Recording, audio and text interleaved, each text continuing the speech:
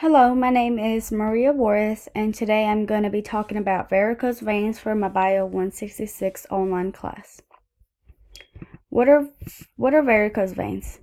Varicose veins are large, bulgy, swollen, and twisted veins that are located right below the skin and are very common on the legs. They appear to be a blue, green, or even purple-looking color, and they are mostly common in women. Some signs of varicose veins are low oxygen levels, high carbon dioxide levels, and high blood pressure. Some symptoms of varicose veins, they can cause a lot of discomfort for people because it'll cause aching on the legs, it'll cause cramping. A lot of these people have reported to being woken up in the middle of night because of the cramps. It will cause swollen legs, and it will cause a sense of heaviness in your legs from all the pressure that is being caused by these veins having to work hard, especially if you're standing for long periods of times. They're having to work against the gravity, and it causes pain. Some of the causes of varicose veins are mainly because of weakened or damaged valves that will open and close when taking blood to the heart. When these valves or walls become weakened, they can cause a backflow of blood and sort of cause a pool of blood that will eventually cause these veins to look disoriented and very big and bulgy. Like I said, prolonged periods of standing, obesity, pregnancy, and family history are also other causes for these condition. And also, like I said, standing for long periods of time causes extra pressure on these veins, making them work harder and to continue the flow of blood that will eventually weaken these valves and cause them to become varicose. The pathophysiology. The part that is mostly affected by this condition is the legs and the calves. That's where you see most of these veins located at. If you're ever walking around and you see a lady or a man walking around with shorts, you will see these big bulgy veins on their legs. It's common. It's also common in other places of the body, but that's where you'll see most of these big veins located at. For the diagnosis of this condition, since they don't really pose a major threat to your overall health, they can simply be diagnosed by just examining the legs. You can just look at somebody's legs and see these big bulgy veins and know that they have varicose veins.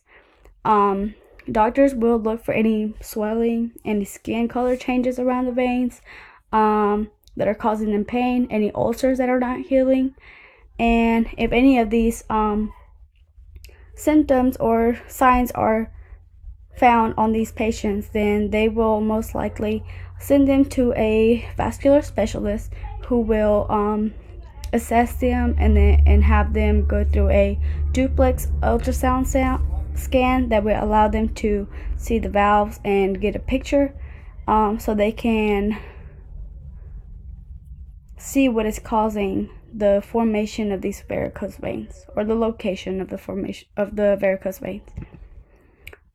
For the prevention of this condition, there's really no way of stopping varicose veins from happening. They can progress and get worse over time if you don't watch your way of being.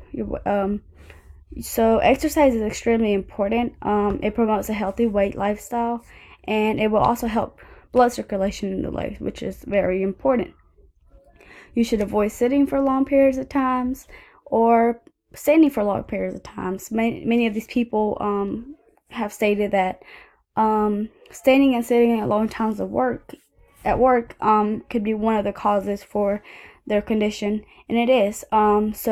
They should take breaks while they are at work. Get up and walk for 30 minutes, resting your legs up if you've been walking for too long, so that you can remove some of this pressure from the veins and help the blood circulate a little better. Okay, treatments and medications for this. Like I said, they don't necessarily cause a overall threat to your health. They are people think of them as unpleasant to look at. So there's really no treatment to prevent them from happening, but there are things you can do to stop the progression of it. Sclerotherapy is a treatment for the small varicose veins, which are also called spatter veins.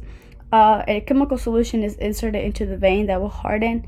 It'll eventually disappear, but it will help narrow the lining of the affected vein walls. Another treatment for this condition is laser treatment. It's used on the larger varicose veins and it reduces their size. Phlebectomy is a procedure to remove the small varicose veins through several small incisions.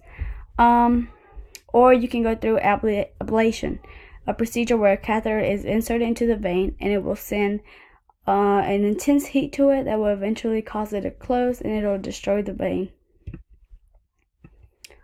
For the epidemiology and history, varicose veins are a condition that slowly progress amongst the population and with age.